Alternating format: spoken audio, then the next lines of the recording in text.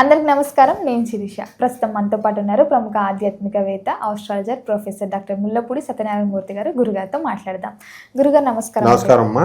గురుగారు, ఈ రీసెంట్ టైంలో నేను ఒక టాపిక్ విన్నాను, యక్షిణి అంటే అసలు ఏంటి గురుగారు? ఒకవేళ యక్షిణిని మనం స్వాధీనం చేసుకోవాలంటే ఎలాంటి నియమాలు పాటించవచ్చు అంటారు? అసలు యక్షిణి మంచిదా చెడుదా? అసలు మాకు దాని గురించి వివరించండి గురుగారు. మనిషి మంచోడా చెడ్డోడా? ఫస్ట్ రెండు. అలాగే యక్షిణి కూడా అంతే. ఓకే. దేవతలు కూడా మంచి చేస్తే మంచి, చెడు చేస్తే చెడు. ఓకే. దేవతలైనా కూడా అంతే. అయితే మనిషికి కొన్ని శక్తులు ఉంటాయి. ఎంతవరకు ఇలా ఇక్కడ ఉన్న పుస్తకం ఇలా పట్టుకోగలుగుతాం, తర్వాత మంచి చెప్పగలుగుతాం, ఏది మంచి ఏది చెడు, ఇలా కొన్ని తెలుస్తూ ఉంటాయి మనకి. అలాగే దేవతలు ఉన్నారు. ఇప్పుడు దేవతలు ఏం చేస్తారు? వాళ్ళు మనల్ని పుట్టించినటువంటి వాళ్ళు బ్రహ్మ విష్ణు మహేశ్వరులు. బ్రహ్మదేవుడు కదా మనల్ని పుట్టించింది. కాబట్టి దేవతలకు ఒక సహజ గుణం ఉంటుంది. ఆ గుణం ఏంటంటే ఎప్పుడు కూడా మనకి మేలు చేస్తుంది. పూజ చేసేవాడికి మేలు చేస్తారు వాళ్ళు. పూజ చేయడం అంటే ఏమనుకుంటున్నారు? పసుపు కుంకాలు వేసేసి ఒక అరటిపండు పెడేసి పాయసాన్నం అనే నైవేద్యం చూపించేసి మనమే తినేస్తాం, మనకి ఏది అడిగితే అది ఇచ్చేస్తారు అనుకుంటున్నాం. అలా కాదు. అన్యాయాన్ని ఎదిరించాలి పూజలు చేసేవాళ్ళు. ఊరికనే పసుపు కుంకుమ వేసేసి నాకు దేవుడు అనుగ్రహం కావాలంటే కుదరదు. ఇప్పుడు ఆ దేవతల యొక్క లక్షణం ఉన్న గుణం ఏంటంటే కళ్ళతోనే ఆ ప్రసాదాలను తింటాయి. అవి చేత్తో మనలాగా తినక్కర్లేదు. అంటే అవి హయ్యర్ ఎనర్జీస్ అంటారు. మనుషుల కంటే గొప్పవాళ్ళు ఉన్నారు. వాళ్ళే యక్ష, గంధర్వ, కిన్నెర, కింపురుష, ఈ జాతులన్నీ కూడా దేవతలు. ఇలాంటి దేవతల క్రింద మనిషి మధ్యలో ఉన్నటువంటి మనకంటే అధ్వానమైన వాళ్ళు ఉన్నారు. రాక్షసులు కూడా ఉంటారు కదా. అదే రాక్షసులు ఉన్నారు. మనకంటే కింద వాళ్ళు అనమాట రాక్షసులు, ఈ దెయ్యాలు, భూతాలు, ఇవన్నీ. ఈ రాక్షసుల పని ఏంటి? ఎంతసేపు విధ్వంసనే. మనుషుల్లో కూడా ఉన్నారు చూడు. మనం ఏదో ఒక వీడియో చెప్పుకుంటున్నాం అనుకో, చక్కగా వీళ్ళు ఏదో ఫ్రీగా చెప్తున్నారు, ఇంత కష్టపడి వినొచ్చు కదా అని అనుకోకుండా ఇల్లు కడతావురా అని ఒక రాశిలో చెప్పామనుకో, ఆ డబ్బులు రాకుండా ఎలా కడతాడు వాడు? డబ్బులు ముందు పోగేసుకున్నవాడు కడతాడు ఆ రాశిలో ఉన్నవాడు. వీళ్ళు కెలుగుతూ ఉంటారు. అలాగా ప్రతి చోట ఉంటారనమాట. అంటే పొలాలు పెట్టే రకాలు వీళ్ళు. రాక్షస స్వభావం. మనకంటే నీచమైనటువంటివి అవి భూత, ప్రేత, పిశాచ, శాకిని, ఢాకిని, ఇవన్నీ కిందకుంటాయి. అలాగే వీళ్ళు ఈ యొక్క కిన్నెరల జాతిలోకి ఫ్లయింగ్ సాసర్స్ అని పైన శాకిని, డాకినీలు ఆకాశ మార్గంలో వెళ్తాయి అవి. కాబట్టి ప్రస్తుతానికి ఇప్పుడు ఏంటంటే యక్షిణీలను అడిగావు కాబట్టి దేవతలకి రాక్షసులకి మధ్యలో జాతిలో పుట్టినటువంటి వాళ్ళు యక్షిణీలు. అంటే ఎనర్జీస్ అన్నమాట ఇవి.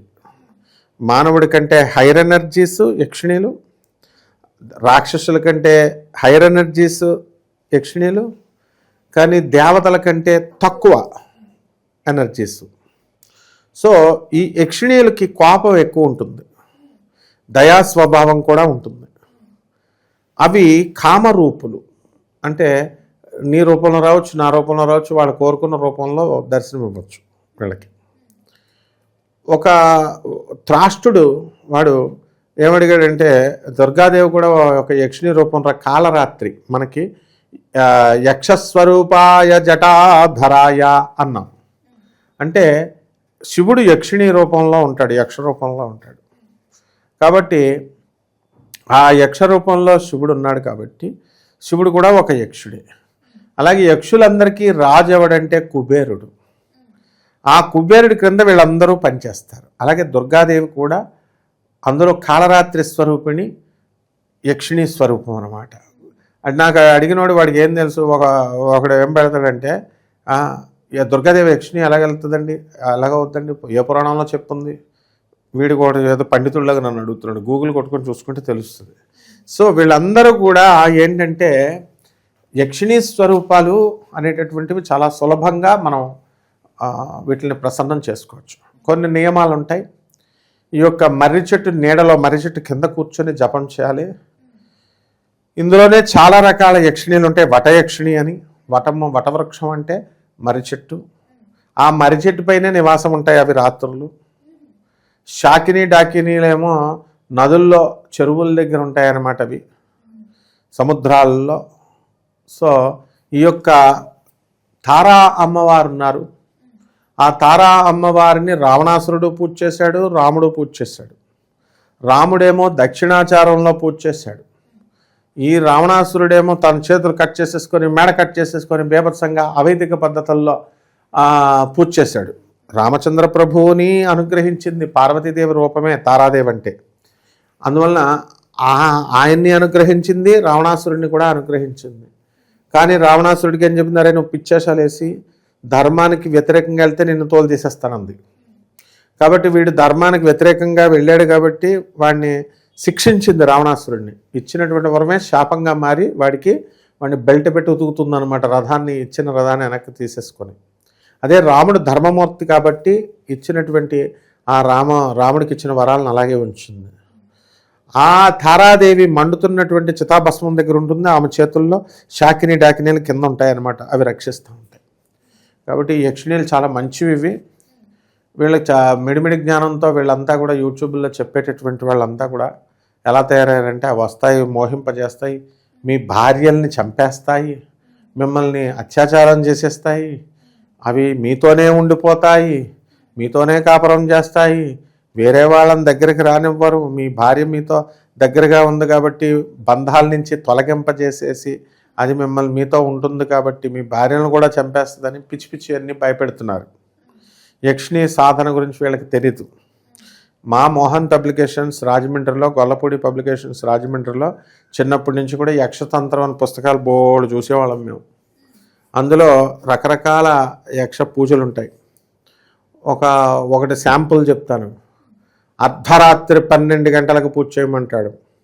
నల్ల కుక్కని కట్టమంటాడు. నీకు అంది అందనట్టుగా నువ్వు ఇక్కడ కూర్చొని జపం చేయాలి.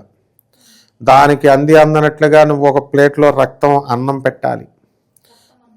పెట్టి నువ్వు జపం చేస్తుంటే యక్షిణీ మంత్రాన్ని, అది కొంతసేపటికి దగ్గరగా మంత్రం కౌంట్ 10,000 జపం చేయాలనుకో, 9,000 దగ్గరికి వచ్చేసరికి ఆ యక్షిణి కుక్కలో ఆవహిస్తుంది. కుక్కలోకి వచ్చేసి భౌ భౌ అంటూ అరుస్తూ అవి చైనులు తెంపేసుకొని ఆ రక్తం అన్నాన్ని తినేయాలని చెప్పేసి మనల్ని చంపేసి, అది తెగితే కనుక మనల్ని చంపేసేలాగా వస్తాయి. కాబట్టి ఈ రకంగా అయినా సరే వీడు భయపడకుండా వీడు మంత్ర సాధన కనుక పూర్తి చేస్తే, ఇది పరీక్ష అనమాట. ఆవిడ ఏం తెంపేసుకోదు, దేనికైనా తెగించాలి. యక్షిణీ సాధనకి తెగించినప్పుడు ఆ యక్షిణి అనుగ్రహిస్తుంది. అది ఎట్టి పరిస్థితుల్లో నేను చెప్తున్నాను. కొంతమంది ఒకడో ఇద్దరు వేస్ట్ గాళ్ళు ఉన్నారు మనకి కామెంట్ పెట్టేవాళ్ళు. వాళ్ళలో ఏంటంటే యక్షిణి గురించి సాధన చేసినవాడిని నేను. కాబట్టి యక్షిణీ సాధనలో సఫలత పొందినవాడిని నేను నా గురువుల దగ్గర నుంచి కూడా. పురాణమంటి రాధాకృష్ణమూర్తి గారు మా గురువు గారు, రామలింగ సిద్ధాంతి గారు మా గురువు గారు రాజమండ్రి, వీళ్ళ తర్వాత సుసరల దుర్గాప్రసాద్ రాజమండ్రి, దత్తాత్రేయ శర్మ గారు బెజవాడ కనకదుర్గమ్మ దేవస్థానం ప్రధాన పూజారి, వీళ్ళంతా ఇక్కడ అన్ని రకాల సాధనలు చేయాలి. హైయర్ ఎనర్జీస్ని కూడా మనం దుర్గమ్మ తల్లిని మనం చేసుకున్నాం కాబట్టి మనకి రక్షణగా మనకి ఈ యక్షిణీని కంట్రోల్ చేస్తున్నాము. చాలా స్వల్పంగా ప్రత్యక్షమవుతారు. మానవుడి కంటే లోయర్ ఎనర్జీస్ క్షుద్ర శక్తులు అయితే వాటిని పూజించకూడదు మనం. మానవుడి కంటే ఎక్కువ శక్తులు గంధర్వులు, అప్సరస్సులు వీళ్ళంతా ఉంటారు కదా. అప్సరస్సులు అంటే రంభావరోసి, మేనక నాట్యాలు చేస్తారు, దేవవేశ్యాలు. అలాగే గంధర్వులు ఏమో పాటలు పాడతారు. వీళ్ళందరూ కూడా దేవతలకు అసిస్టెంట్లు. వీళ్ళంతా కూడా చిన్న ఎనర్జీస్ దేవతల కంటే. సో మనం చేసినప్పుడు అవి మనకి హెల్ప్ చేయాలని అవి చూస్తాయి. కాబట్టి ఎవరికైతే అత్యవసర పరిస్థితుల్లో వశీకరణము ఏమేమి ఇస్తాయి, వశ్యము, మోహనము, ఆకర్షణము, విద్వేషణము, తర్వాత ఉచ్చాటనము, మారణము, ఈ విద్యలన్నీ కూడా యక్షిణి ఇస్తాయి. తపస్సు చేస్తే ఇస్తాయి. తపస్సు అక్కరది 7 రోజుల్లో చాలు. ఇప్పుడు ఉన్నటువంటి వాళ్ళంతా కూడా, ఇప్పుడు పుట్టపర్తి సాయిబాబా గారు ఉన్నారు, ఇలా విభూతిని సృష్టించేవారు, నోట్లోని శివలింగాలు తీసేవారు. ఆయన ఒక్కడంటే ఆయన పోనీ అనంతపురం అంతా బాగు చేశాడు కాబట్టి, వాటర్ ప్రాబ్లం తీర్చాడు కాబట్టి మనం ఆయన గౌరవిస్తాం. కర్నూలు బాబా అని ఒక ఆయన కూడా తీసేవాడు. ఇప్పుడు ఉన్నవాళ్ళు బోల్డ్ మంది ఉన్నారు శివలింగాలు తీసేవాళ్ళు. హేతు సంగమాలు కూడా తీసేసి ఇక్కడ పెట్టుకుని వాళ్ళు చేస్తున్నారు. అయితే ఇక్కడ పెట్టుకుని విభూతి వచ్చేసింది. ఇలా ట్రిక్స్ కాదు వాళ్ళు చేసింది, ఎవరు పుట్టపర్తి బాబా గారు వాళ్ళంతా కూడా. సో నాకు తెలిసినవాడు, మేమంతా పురాణపంట రాధాకృష్ణమూర్తి గారి దగ్గర ఉన్నప్పుడు, శిష్యులుగా ఉన్నప్పుడు, ప్రసాదం ఒకడు ఉండేవాడు, అన్ని పిచ్చి పనులు చేస్తూ ఉండేవాడు. వాడు విశ్వబ్రాహ్మణుడు అనమాట. ఒక 7 రోజులు పారిపోయాడు ఎక్కడికో. 7 రోజులు వెళ్ళిపోయిన తర్వాత 10 రోజుల తర్వాత వచ్చాడు. ఇంకొకడు వచ్చి, కృష్ణ అన్నవాడు వచ్చి, సార్ ప్రసాద్ వచ్చాడు సార్ అన్నాడు. ఏంటి అంటే, సార్ వాడు శక్తులు సంపాదించి వచ్చేసాడు సార్ అన్నాడు. అయితే ఏం చేస్తున్నాడంటే కొన్ని నీళ్ళు ఇస్తున్నాడు సార్, అయితే కొబ్బరి పండు నీళ్ళలాగా ఉన్నాయన్నాడు. అది ఒకటే సరిపోదురా అన్నాను. రెండవది లేదు సార్ కొంచెం మీకు పసుపు రాస్తాడు, ఎర్రగా అయిపోతున్నాయి నీళ్ళు అన్నాడు. దానికి సున్నం పెడితే సున్నం పసుపు రాస్తే ఎర్రది వస్తుంది, నేను అలాంటివి నమ్మను అన్నాను. అది కాదు సార్, మీరు ఏదైతే కాగితం మీద రాస్తారో దాన్ని వాడు ఇలా ముట్టుకొని వాడు చూడకుండా రాసేస్తాడు సార్ అన్నాడు. నిజంగానే అవన్నీ చేసి చూపించాడు వాడు. వీడు తెలుగులోనో హిందీలోనో రాస్తే వాడు చదివేసి మళ్ళీ అదే రాసేస్తాడని నేనేం చేశాను, వేరే వేరే భాషలాగా పిచ్చి పిచ్చిగా నాకు తెలిసిన విధంగా నేను రాశాను. రాసి వాడు ఇలా జస్ట్ మడిచిన దాన్ని ఇలా ఓపెన్ కూడా చేసి చూడలేదు, ఇలా పట్టుకున్నాడు. నేను రాసింది రాసినట్టుగా ఏ స్టైల్లో రాసినా అదే స్టైల్లో రాశాడు. మరి శక్తులు లేకపోతే ఎలా వచ్చినాయి? అలాగే రెడ్డిచెర్ల అని మాకు ఒక ఊరు ఉంది, కర్ణపిశాచం చేసేవాడు దుబ్బ దగ్గర, పెద్ద పేరు రెడ్డిచెర్ల సిద్ధాంత్ అంటే. అతను ఏం చేసేవాడు, రోజు రాత్రి ఆయన ఇంటికి ఒక 200 మంది 300 మంది వచ్చి పడుకునేవారు బయట తీర్థంలాగా. టికెట్లు ఇస్తారనమాట. పొద్దున్న తెల్లవారుజామున 6 o'clock ఇవ్వడానికి ముందు రోజు రాత్రి వచ్చి పడుకుంటారు, ఏదో రేషన్ కార్డులు ఇస్తున్నట్టు, ఆధార్ కార్డులు ఇస్తున్నట్టు. వస్తే 100 మందికి అలా 50 మందికి ఇచ్చేవాడు. 50 మంది వెళ్ళిపోవాలా, 50 మందికి ప్రశ్న చెప్తాడు. ప్రతి ప్రశ్న చెప్పేస్తాడనమాట. నన్ను ఏమనేవాడు, ఏంట్రా మీకు ఎత్తైన కొండ మీద ఒక ఇల్లు ఉంది, లోయలో ఒక ఇల్లు ఉందంటే వీడికి ఎలా తెలిసిపోయింది అనుకునేవాడిని చిన్నప్పుడు. అలాగే ఒకడికి నేనుండగానే మా ఆవిడికి తలనొప్పి వస్తుంది సార్ అంటే, మేము ఉంటున్న పెంకుటిల్లు కదా, ఆ ఇంటికి వెళ్ళి ఆ దూలాన్ని పడగొట్టేస్తే అందులో నుంచి వెళ్ళిపోతుందంటే వీడికి అర్థం అవ్వాలా. వెళ్ళి ఇంటికి వెళ్ళేసరికి పెంకుటిల్లు తాటి మట్టతో దూలం చేశారు, దాన్ని పడగొడితే అందులో ఉన్న పాము బయటకు వెళ్ళిపోయింది. సో అప్పుడు ఇమీడియట్ ఈమెకి తలనొప్పి తగ్గిపోయింది. లేకపోతే పాము ఇలా దూరి ఇలా చేస్తుంది. సో ఈ రకంగా మనకి యక్షిణీ సాధన వల్ల అనేక రకమైనటువంటి శక్తులు మనకు వస్తాయి, అష్టసిద్ధులు కూడా మనకు వస్తాయి. అండ్ ఏది కావాలనుకుంటే అది వస్తాయి. ఆకర్షణ.